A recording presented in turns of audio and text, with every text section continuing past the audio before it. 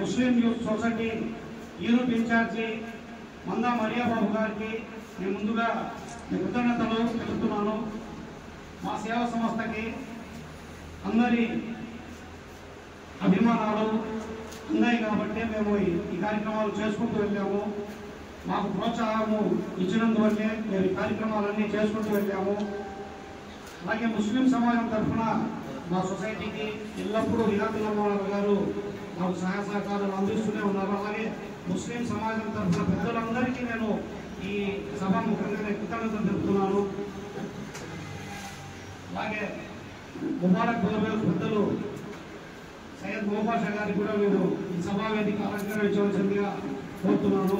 అలాగే సమయభావం చాలా ఎక్కువగా అయింది. పెద్దలు కూడా 2 నిమిషాలు పెద్దలు మాట్లాడి ఈ కార్యక్రమాన్ని ముగించవలసిందిగా కోరుతున్నాను. ముందుగా ఈ కార్యక్రమాన్ని గురించి మాట్లాడవలసిందిగా మౌలానా హిదాయతుల్లా గారిని కోరుతున్నాను.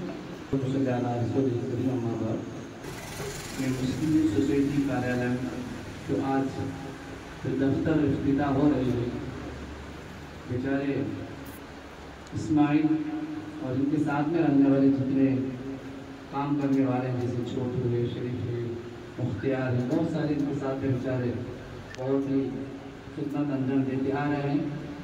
मुझे सबके नाम तो याद नहीं करा। मुस्लिम यूथ सोसाइटी में जितने भी अहबाब हैं खिदमत अंजाम देने वाला, इन सबको जज़ाकल्लाह अता फरमाए। ये मुस्लिम यूथ सोसाइटी नाम तो सिर्फ मुस्लिम यूथ रखा गया है, लेकिन इनकी खिदमत जो है सिर्फ मुसलमानों के लिए नहीं, गैरों के लिए भी, हर ज़ात, कोई कानून नहीं देखते, कोई ज़ात नहीं देखते, कोई ये नहीं देखते, हर एक को, हर ज़ात वाले को इंसानी तौर से इंसानियत को सामने रखकर, चाहे खून की ज़रूरत हो तो खून की ज़रूरत है तो माल की ज़रूरत नहीं, जिससे इसलिए कुर्बान दे रहे हैं। अल्लाह सब कुछ जज़ाक नसीब फरमाए। मैं अपनी बात को खत्म करते हुए तमाम को आए अहबाब को शुक्रिया अदा करता हूँ। అలాగే సమయభావం చాలా ఎక్కువైంది. అలాగే అందరికీ నేను మరొకసారి ధన్యవాదాలు తెలుపుతూ